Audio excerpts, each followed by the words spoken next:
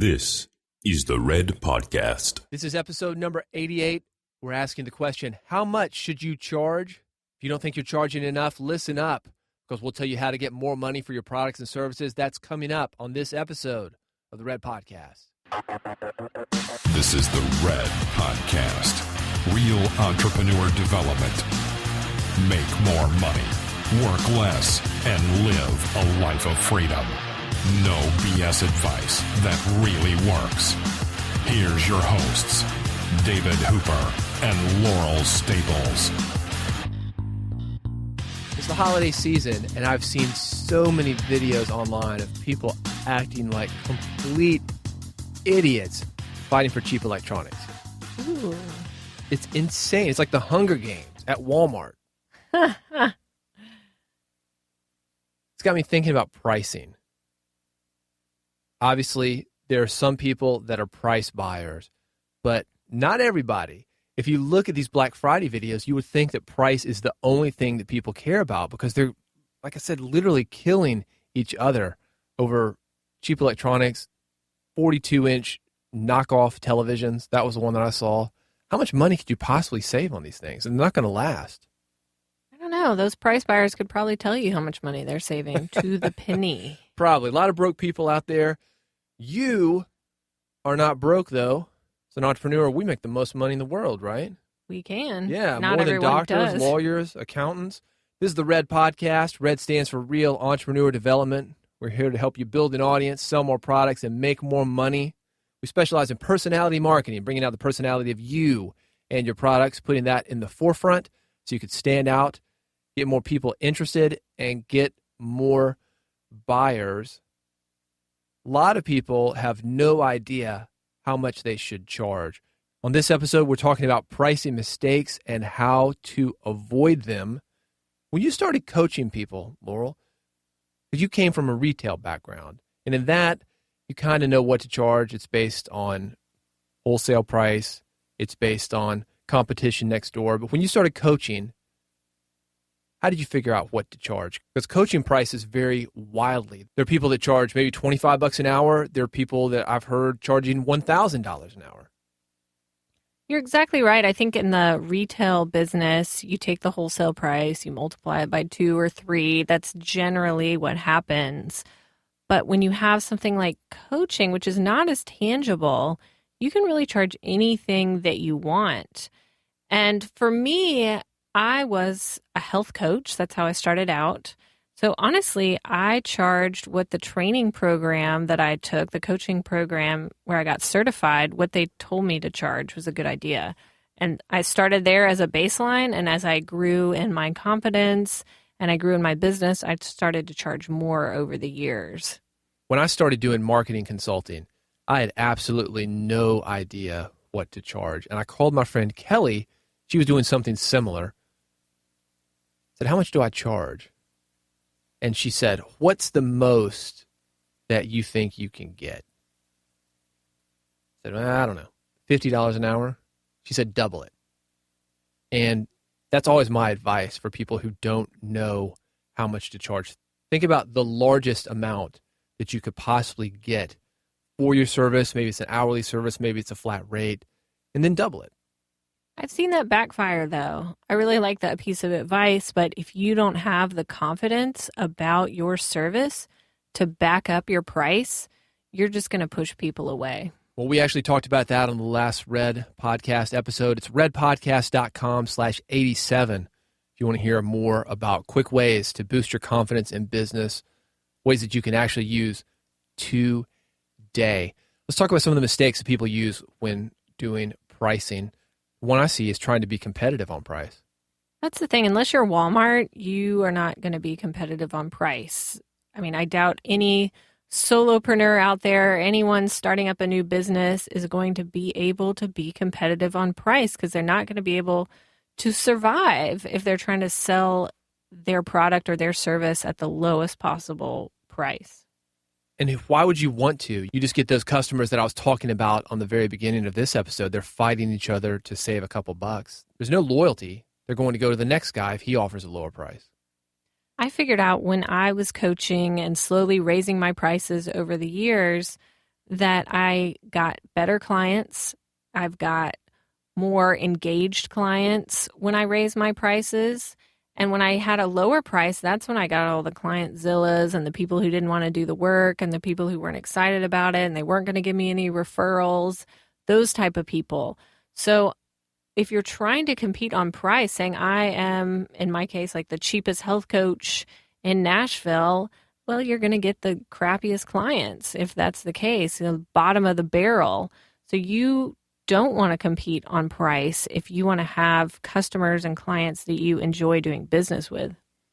I think the people that are buying on price, at least when it comes to investing in their business, they're not very experienced business people. They maybe don't know how much things should cost. I remember getting my very first business cards. They were $100. I think I bought 5,000 of them. Maybe they weren't my first business cards. They're my first real ones, because before that I'd been to Office Max and I might have spent $10 for 1,000 cards. Have you ever done that? The equivalent of Vistaprint today, the 5,000 cards for free or $10 or whatever they charge. When you find out how much the real deal costs, sometimes it can be shocking. But at the same time, do you want to deal with people who don't understand that? It shows they haven't been in business that long. Everyone's in a different type of business. So your business might not be high end, but still you want to have a price that shows the value of what you're offering. I think if you're a freelancer, especially if you are a graphic designer, if you are a web designer, you're doing any kind of development where a lot of the business is going overseas, you've got to understand that the going rate, the quote, going rate, it's always going to be low. You absolutely have to compete on something else. Also, let's take it back to the new business people. If they're not buying, but they're selling things, they're always going to drop prices because that's what new, inexperienced salesmen and business people do to compete. That's the only thing they know about how to compete. So you've got to play your own game. Don't let clients dictate your price because clients don't know. Don't let the competition dictate your price because they're maybe beginners. Maybe they don't know. Maybe they're international. They don't have the same expenses as you. I've seen a lot of people look at their clients or look at potential clients and say, oh, I just don't think these people could afford what I have to offer. I don't think they could afford it. If you don't think that your target market can afford what you have to offer, you've picked the wrong target market. So don't let those people dictate your price and your value. Yeah, you need enough to pay the bills, make the work worthwhile, get the clients, because clients are not free. Maybe word of mouth clients. But that's not even free. There's a cost to everything. Your time that it takes away from you doing other work. There's a cost to everything, even if it's free. Nothing is free. But yeah, I think that's good advice, Laurel. I think that you absolutely have to have something unique. What is it that you can do to stand out? We talked a little about this in the last episode, talking about building confidence, episode 87, redpodcast.com/87, about working with businesses that exude that confidence.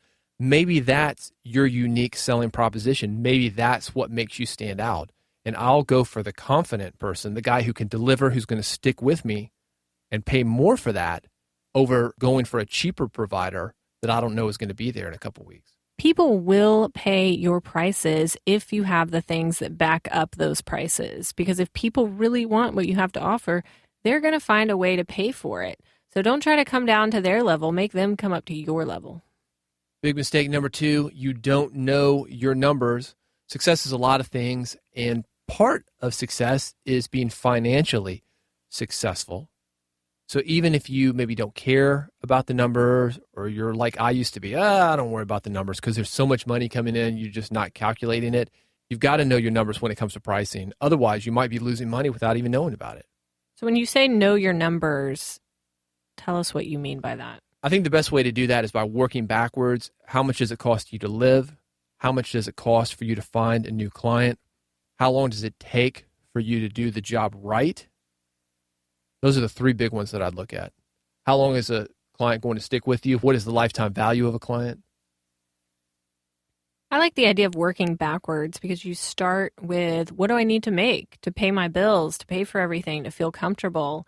How many clients or customers do I think I can get per month? And then figure it out that way. Go backwards instead of saying, okay, I'm only going to charge $50 an hour, but then maybe you can only get 2 clients a month and you can't work with them that much. You're not going to be making enough money to cover your bills. So if you work backwards and see, okay, I need to charge this so I can live comfortably, that's going to be a better situation for you.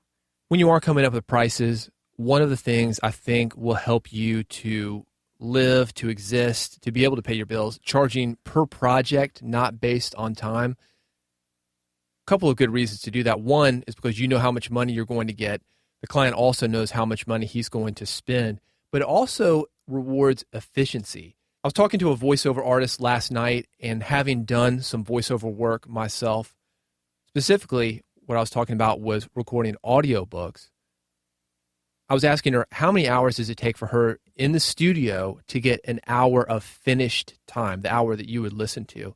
She said, it takes me about a 4-to-1 ratio, 4 hours in the studio for every hour of finished time. And I was talking to her about the first time I ever went to the studio. It took me about 5 hours to 1. Very, very slow process. And she was saying that as she's done it more and more, it's gotten easier and easier. So there's eventually going to be a time where it might take her 2 hours for every hour of finished time. And that's where the flat rate is really going to come in handy for you. As you get more efficient, you make more money per hour. If you offer a service after doing that service a couple times, you're going to understand how long it's going to take you to do it, which is going to help you charge per project if that's what you want to do, as opposed to a dollars per hour model. When you're doing coaching, typically how does that work? Are people hiring you for a certain amount of time and there's certain hourly calls built in? Yeah, that's how it works for me. I have, for new clients, a 3-month intensive coaching program that I do with new people that come to me. And that has a set price, and then it's broken down into hour calls, but it also has other things like email support that you can't really put a time limit on. And you're thinking about the client offline. That's the best thing about a certain length of coaching as opposed to a one-off 1-hour call, which is what a lot of people do, where you just do the call and then forget it. You're actually thinking about these guys all the time. And those ideas, you never know when good ideas are going to pop up. And that's why you do it the way you do it. That's the thing. So it is kind of a dollars per hour model based on time, but it's also that I charge for that 3 months. So it's kind of like you're charging by the project, as you talked about.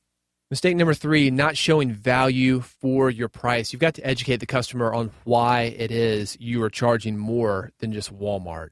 This is something we saw when we watched the show The Prophet the other day, David. That was the first time we'd seen that show where this guy goes in and puts money into dying businesses to help rejuvenate them and expand them. And he went into a car business called Car Cash, where you bring your car in New York City and they offer you a cash value on your car and you leave with your cash. And what they weren't doing when this guy came in to assess the business is the owners of the business would just offer a price, a pretty fair blue book price on the car.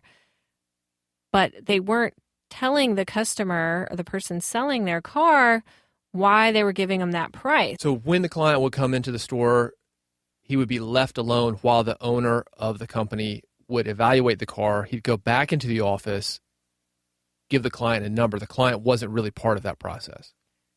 Exactly. And the client would a lot of times be upset by the number being too low in this case. So what the guy coming in told him to do was take the client out to their car, walk them around the car, show them the damage on the car, show them the defects, and then come back with the price. And all of a sudden it doesn't seem as low to that person because they know all the problems with the car. It's kind of the other way around, but it justifies the value for what they were paying for the car, and it made the sales process a lot smoother. I mentioned last month on an episode of Red Podcast, we've got a new lawn guy.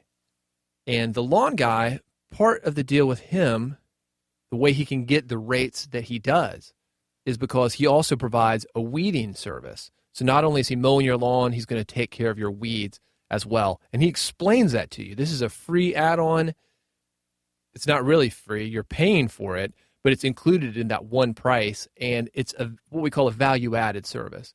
You've got to let people know that you're doing those kind of things, or if you're like the car cash company Laurel's talking about, let them know why you're not paying as much. It's an education process. You do. You have to educate people. If your prices aren't super low, you have to tell them why your prices aren't super low, and that gets people on board with what they're getting from you. But if you don't share that information, people are going to start buying just based on price, and you're going to lose. This is really tied into business confidence. The episode, again, redpodcast.com/87. You've got to be confident when you're doing this. Otherwise, it kind of sounds like you're begging and you're justifying. What I like to say is this isn't your price. You're not getting a special deal. This is the price. Going in there with 100% confidence so people don't start trying to finagle and work deals. Let's talk about cars. CarMax. You know CarMax? Mm-hmm. Bought my last car there. CarMax does not negotiate with you. Here's the price. You either take it or leave it. Same thing when you take a car to them. You either take it or leave it. They're not going to haggle with you. That's interesting. But they also justify the price just like they did at Car Cash. They've got the 80-point inspection, or they'll explain to you exactly what you're doing. They'll explain it to you as well. They'll also tell you how easy it is to work with them, and it is very easy. And that's how they're able to get the prices that they need. But it's complete confidence. It's not making excuses for the price, but it's justifying it, backing it up with education. Keep in mind that when you have higher rates than the status quo, that people are going to give you some pushback on that. And that is just part of the process. If no one is questioning the rates that you have, then they're probably just too low. Yeah. Well, it could be that they're too low. It could be that you're not reaching enough people. It's like bad reviews for a book. Well, I've got a book. It's got all 5 stars. It's like, well, yeah, you got 5 reviews. You sold about 3 copies. And it's all your family on there. Yeah, exactly. That's the more thing. reviews than copies that you sold. So don't be intimidated if you get some pushback on your rates. Don't lead by committee and say, oh, my target market can't afford this because one person came back and said they couldn't afford it. Stick with what you got, work backwards, and just know you're going to get some pushback. And those probably aren't your ideal customers or clients. I think the 4th mistake, this is really what all of them come down to. It's you. It's you as me. An entrepreneur. Yeah, it's you and it's me. It's all of us. It's no confidence. Again, redpodcast.com/87 if you want to hear our episode on how to build confidence, 6 things you can do right now to build more confidence in your business. But it's not knowing the value that you're bringing to the table. I talked about my friend Kelly telling me to charge twice as much as I thought that I could get. She wasn't saying that I should gouge people. What she was saying is that you don't know the value that you're bringing. I, as a more experienced person, do know the value. And your clients are going to know the value when you educate them and when you ask for this kind of price. Sometimes we think something costs too low. I was joking around about those cheap televisions. I wouldn't buy one because I think they're going to break. I just assume that they're going to break. I don't even shop at Walmart. Just cheap Chinese-made crap. Well, yeah, and we've talked about with our wedding photographer before is she came back to us with a price on what we were asking about, and she thought she was giving us a price that was way too high. It was $1,000 for our wedding. And we thought that was the greatest price ever. And so she was already making a judgment about what we wanted to pay and projecting that.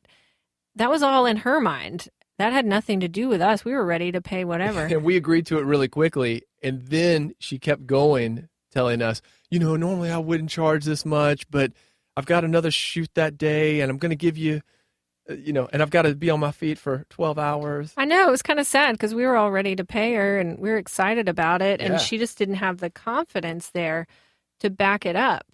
Just make sure that you're not trying to be liked by your clients or potential clients. Oh, that's huge. People want to be liked. They want to be liked. They want to show you that they're trying to work a deal for you. If you're working with a provider, Don't be that person. Be confident. You know where I see this a lot? Platform speakers, where you see these guys that want to be liked. They want to get that applause.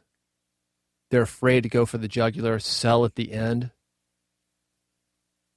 They go home broke. Every time. Wanting to be liked. This is business.